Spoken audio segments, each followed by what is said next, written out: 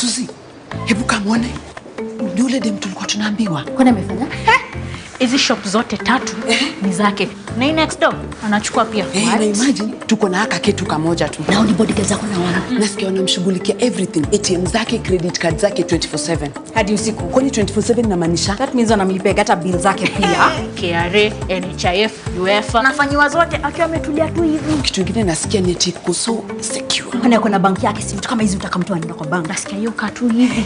The whole day kwa tablet akifanywa kila kitu. Na hao bodyguards wake ndio umpelekea do kwa majuu. Unaona wale wawili waso au mfanya bulk payments. Nilisikia ni ati local accounts zake, foreign accounts zake anashughulikiwa. Akinoanda business yake imegrow hivyo, lazima kuna bank yake special. Your banking team is at your fingertips. Go digital. Visit coopbank.co.ke and click on New Internet Banking. Thank you for trusting us as your #1 informative television. Join me, Rida Chebet, every day as I bring you the latest news at Maisha Live at 1 and update at 6, right here at Maisha Television. Wakati mafuta imeongeza hivi, wao wameongeza commission yao to 28.1%. I have a visual disability, Yes, which has been with me for a long time. No, I'm asking the second part. Suala la utovu wa nidhamu limezua hisia mseto nchini.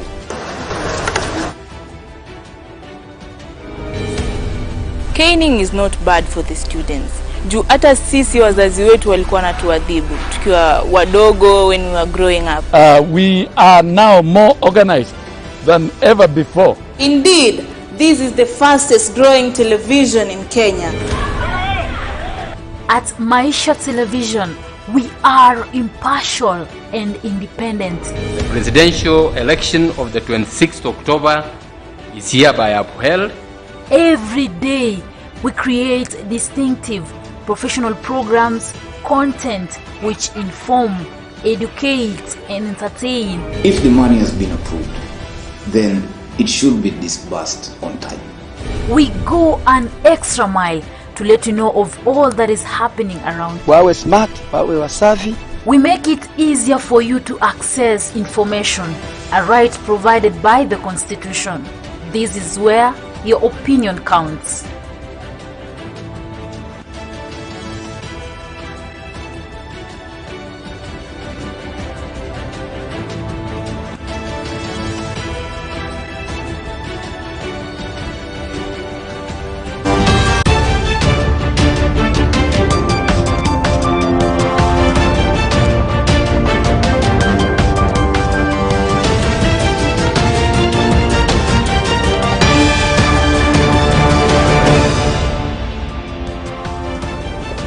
Thank you for tuning into Maisha Television and welcome to Maisha Live at 1. My name is Rida Chebet Karim. Let's have a look at our top stories.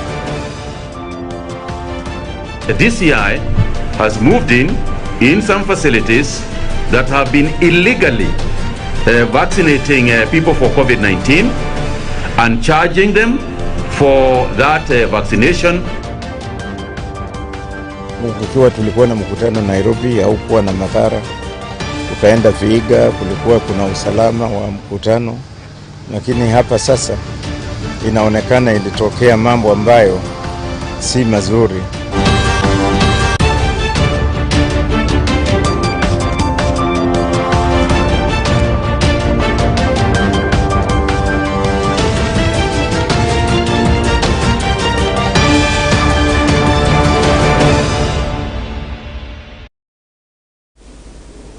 Welcome. 2 out of the 5 High Court judge bench that declared the Building Bridges Initiative BBI as unconstitutional have been rejected by President Uhuru Kenyatta in the latest appointment of Court of Appeal judges.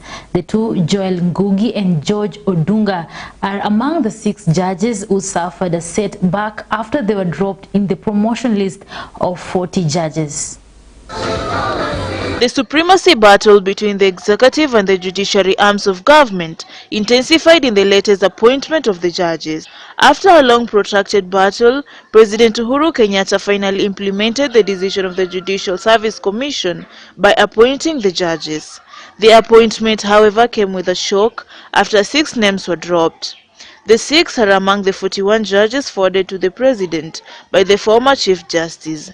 And yesterday, the head of state appointed 34 judges, leaving out the 6. No reasons were given for President Uhuru Kenyatta's decision to reject the promotion of Justices Joel Mwaura Ngugi and George Odunga to the Court of Appeal. I would like to assure you that we are... But some view it as the executive revisiting the BBI ruling by the 5-bench High Court, which declared the BBI initiative unconstitutional. A declaration is hereby made that the President does not have authority under the Constitution to initiate changes to the Constitution, and that a constitutional amendment can only be initiated by Parliament through a parliamentary initiative and Article 256, or through a popular initiative and Article 257 of the Constitution. A declaration is hereby made that Mr. Uhuru Muigai Kenyatta has contravened Chapter 6 of the Constitution, and specifically Article 73, Sub-Article 1, Sub-Article A, Sub-Article 1. Justice Mwaura Ngugi of the Clan Division of the High Court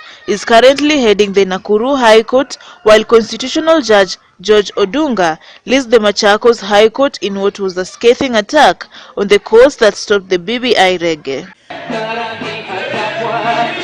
President Uhuru Kenyatta openly criticized the judiciary for quashing the constitutional amendment bill. If the court had subjected its decision to stop BBI to a cost-benefit analysis, in other words, if it had considered the burden of choice, then there are questions the judiciary would have asked. If we indeed were at a constitutional moment, is a decision against BBI a decision in support of the status quo? Please allow the court to make a fair, properly informed decision without unnecessary attacks, comments by all concerned. The other 4 judges who have been referred to the Judicial Service Commission after failing to reach the President's threshold include Justices Aggrey Muchelule of the Family Division of the High Court, Constitutional Judge Weldon Korir, Evans Kiago Makori, and Judith Elizabeth Omange Cheriot. Harrison Okeshu was also among the initial 41 nominees by the JSC, died in a road accident last October. The appointments, which were delayed for 2 years, come amidst a fierce time that has existed between the executive arm of government and the judiciary led by the former Chief Justice David Maraga. He openly criticized the head of state for failing to appoint the judicial officers despite a High Court order issued on February 2020 compelling the President to appoint the judges. Kumbe hii nchi kuna wenyewe. Judges elevated to the Court of Appeal, which will constitute of a 7-judge bench to preside over the hearing of the BBI appeal, include Justices Jesse Lesit, Helen Amolo Omondi, and Grace Mumbi Ngugi. Reporting for Maisha TV, I'm Amoga Shane.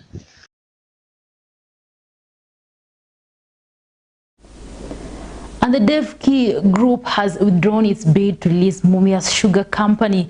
This comes barely a day after a section of leaders and sugarcane farmers from Western Kenya region asked the Ministry of Agriculture to immediately stop the proposed to take over of Mumias Sugar Factory by a steel manufacturing company.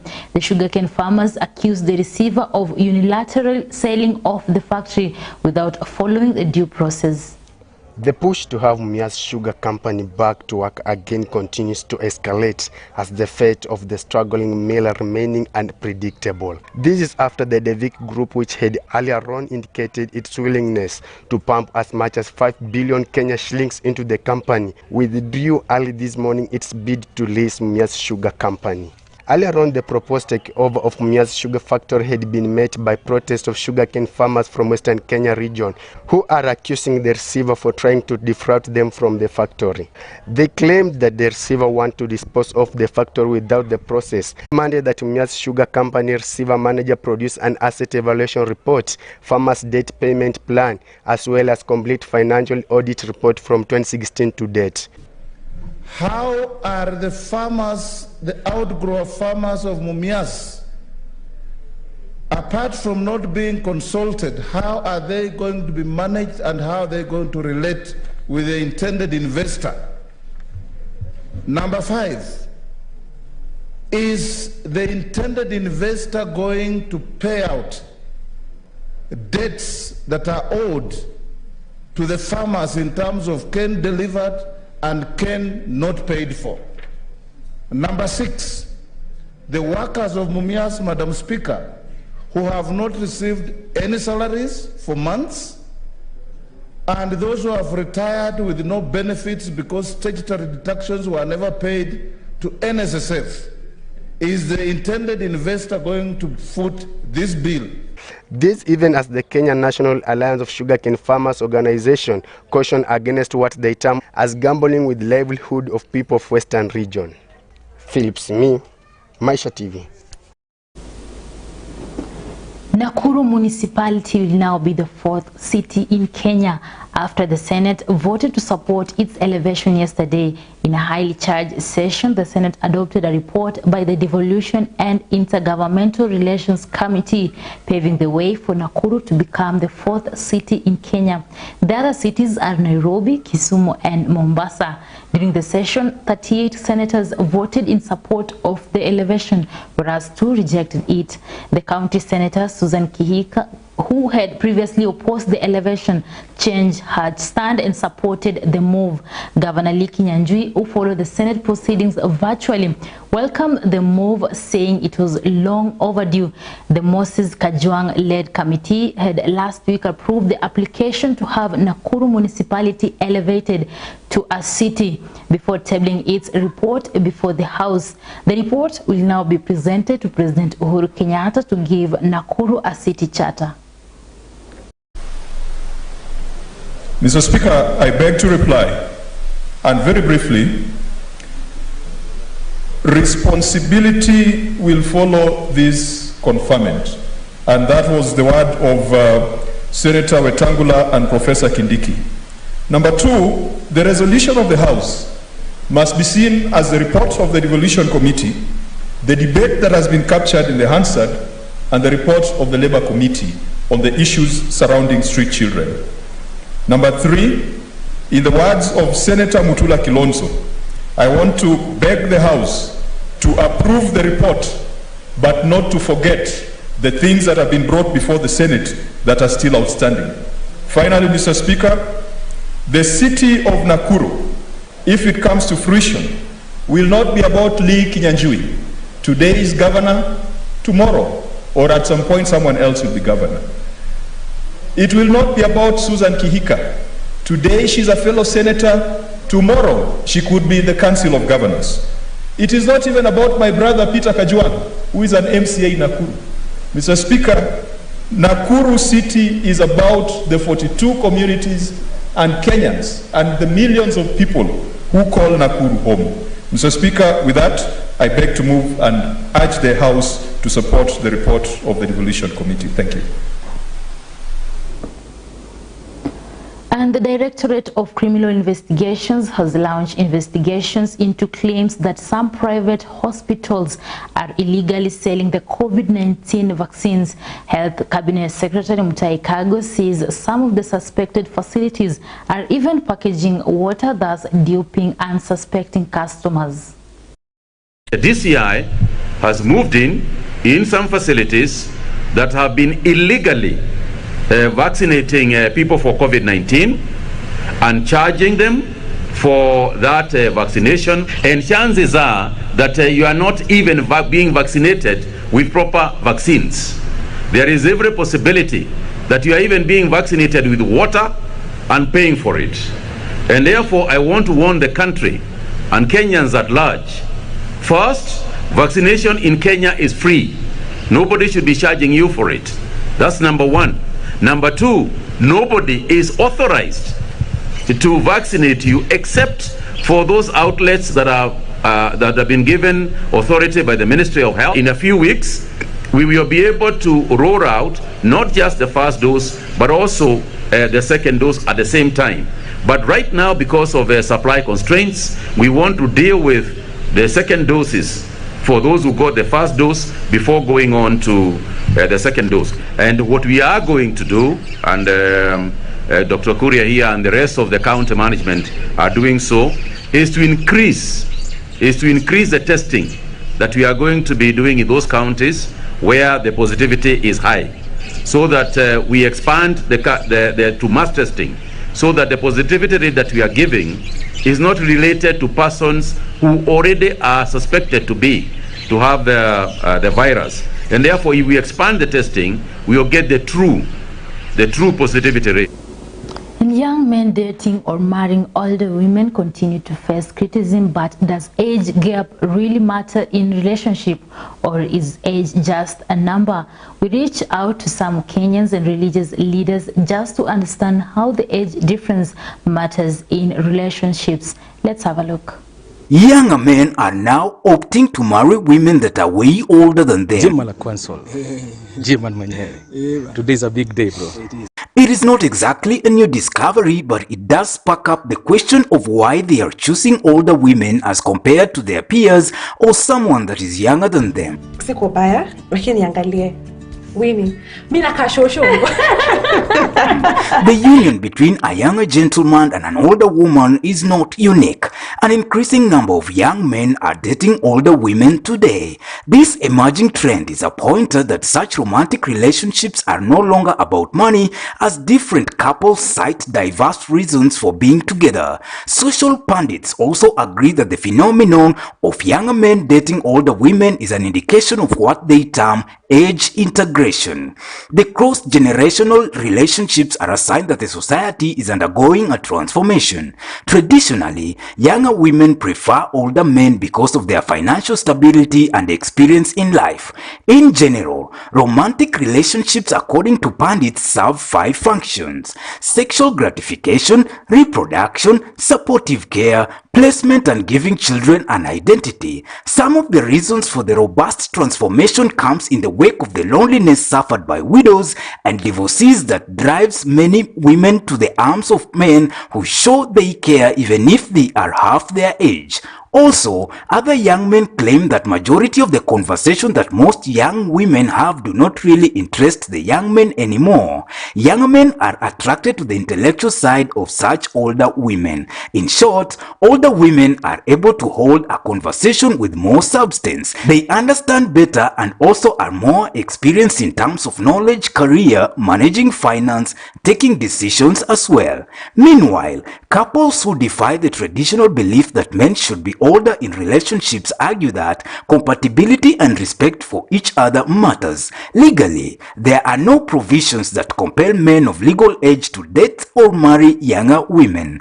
It is therefore not strange to see an older woman with a younger man in most social places in the country's major cities and towns. Nevertheless, society still frowns on such relationships where the woman is older, and it is for this reason that some opt to elope, cohabit, or wed in private. Chanzo ni pesa. Once upate sugar mami ako na pesa, utaona umefika. So unatafuta pesa, utaona sasa hapa sipanduki. Tumepolelea kwa hao mama sababu ya pesa. Nikitafuta msichana, nataka msichana ananiomba pesa. Sina pesa.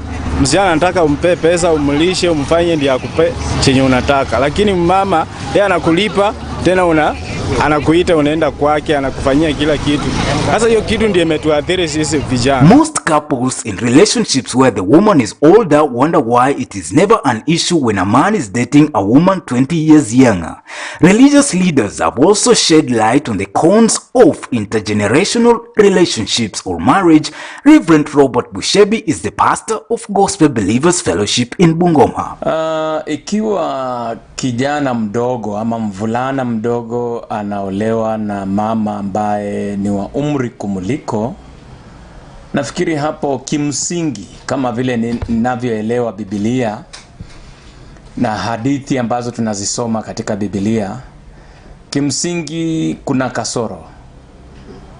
Kuna mambo mengine katika Biblia si lazima yataandikwa moja kwa moja kwa kifungu fulani, bali unaposoma Biblia kwa ujumla utapata kwamba kuna misingi ama kanuni fulani za kimsingi ambazo tunazipata katika Biblia. Nafikiri nikipeana mfano wa Adam and Eve ama Adam and Hawa. Adam na Hawa, nafikiri aliyeumbwa kwanza alikuwa Adam. kama vile Paula anavyosema kwamba Adam alikuwa wa kwanza, alafu Hawa aliumbwa baadaye. Kwa hivyo katika kanuni hiyo ya ndoa, nafikiria kwamba ni vyema mwanamume awe wa umri mkubwa kuliko mwanamke, kimsingi kama mimi mchungaji katika neno la Bwana.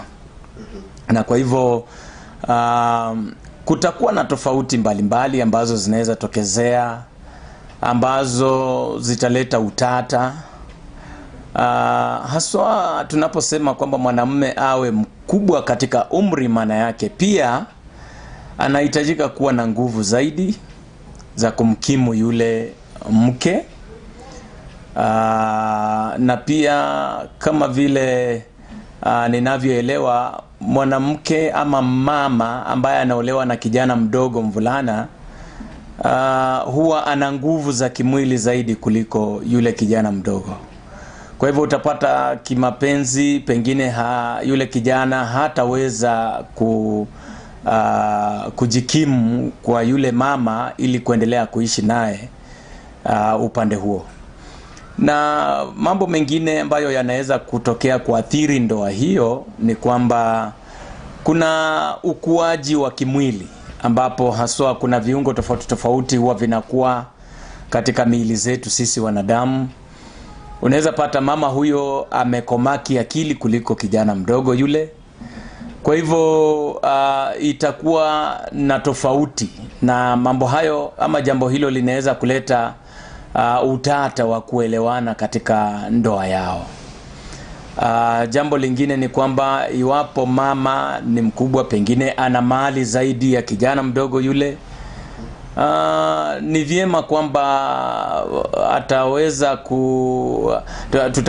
tukitazamia mambo hayo, tunaona kwamba pengine mama ataweza mkalia yule kijana mdogo na kumfanya kana kwamba yeye awe mjakazi wa nyumba na asiwe kama mume wake. Na haswa pia hapo heshima ya mume na mke huingia katika utata, uko katika hatari.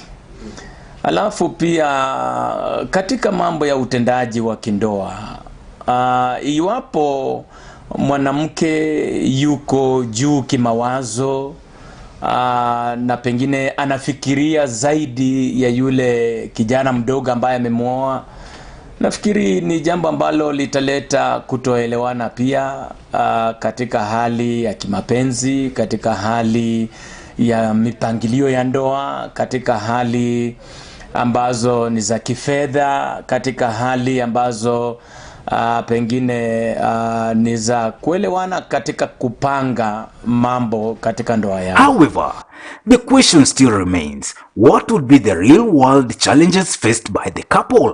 An amalgamation of two individuals with two different schools of thoughts coming together to form a life. Will these mismatched couples be able to lead a successful married life, or will they find it difficult to traverse the larger age gap?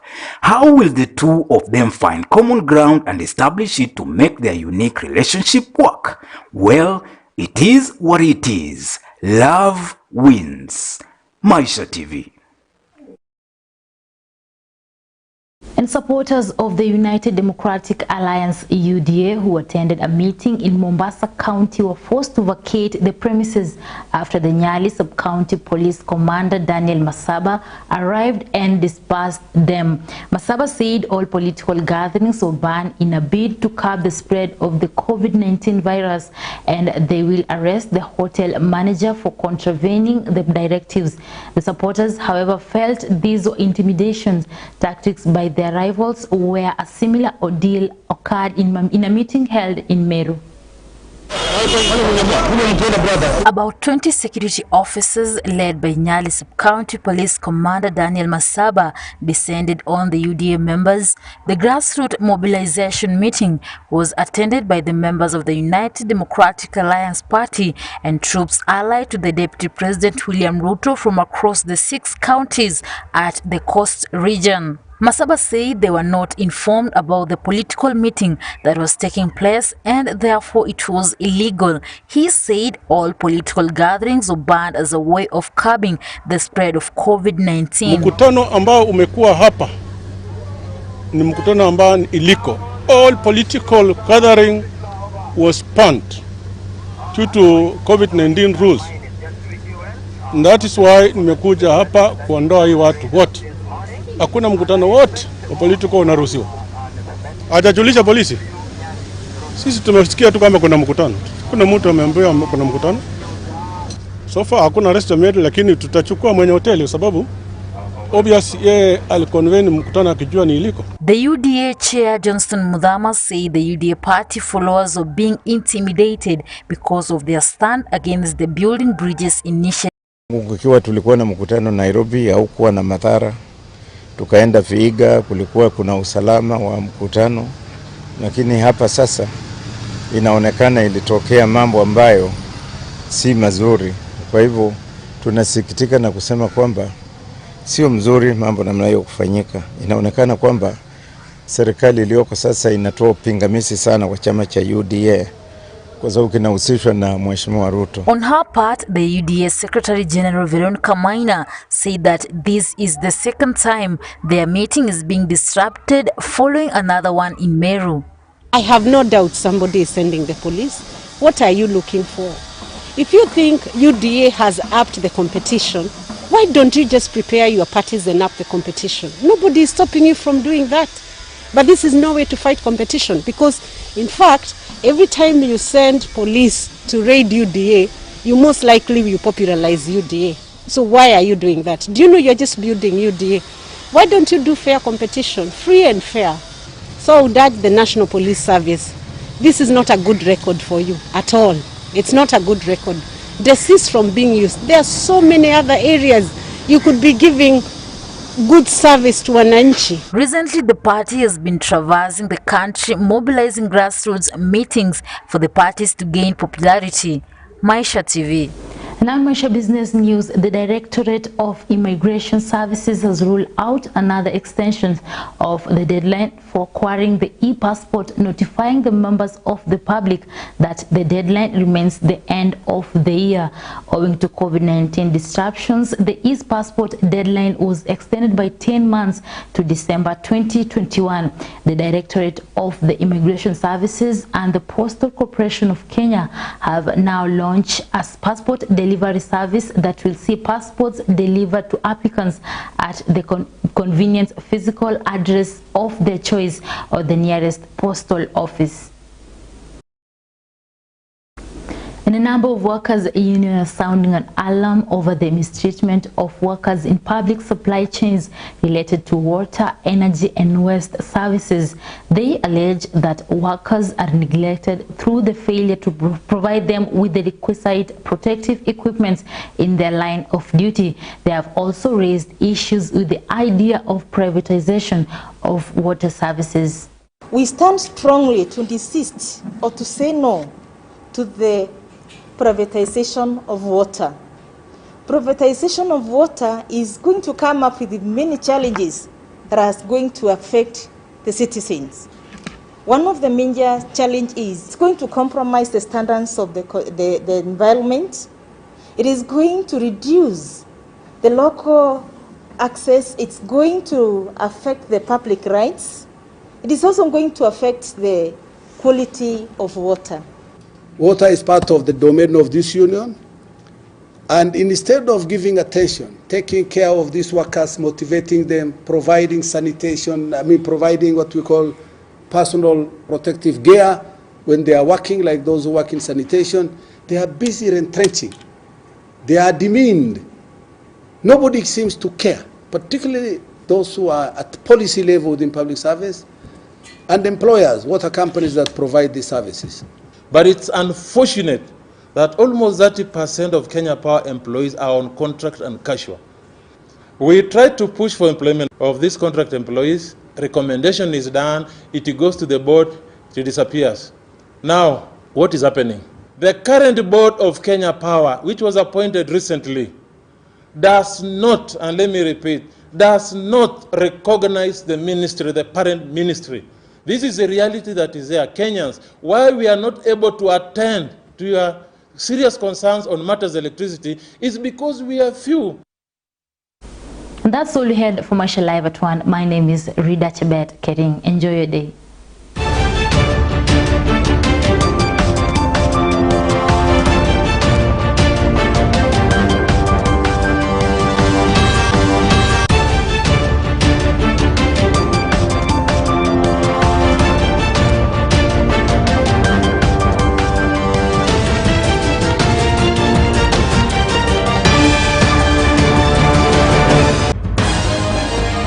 Authoritative. After the expose that has caught the attention of many Kenyans, some have come in to weigh in with their views. Dependable. The views of members of the public cannot be taken in vain. Trusted. The judicial test about knowing what they know. They look at you and they say, this one is like this. And definitely love. Hii station grow very fast na naipenda sana.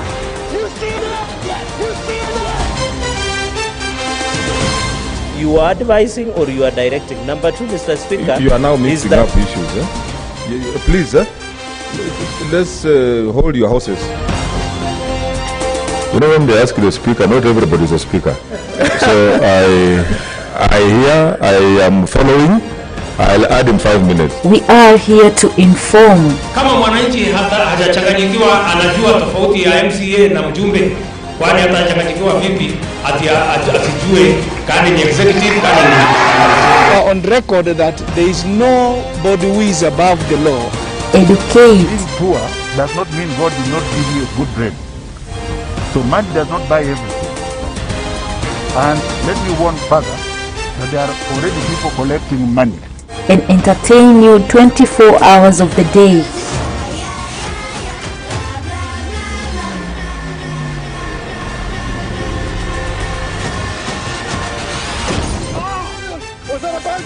And 7 days of the week. Mombasa is under what we say lock and key. Maisha TV. Choose it, watch it, and love it.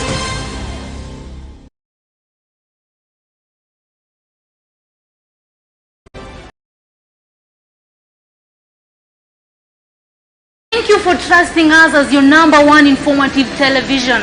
Join me, Rida Chebet, every day as I bring you the latest news at Maisha Live at 1 and update at 6, right here at Maisha Television. Wakati mafuta imeongeza hivi, wao wameongeza commission yao to 28.1%. I have a visual disability, yes, which has been with me for a long time. No, I'm asking the second part. Swala la utovu wa nidhamu limezua hisia mseto nchini.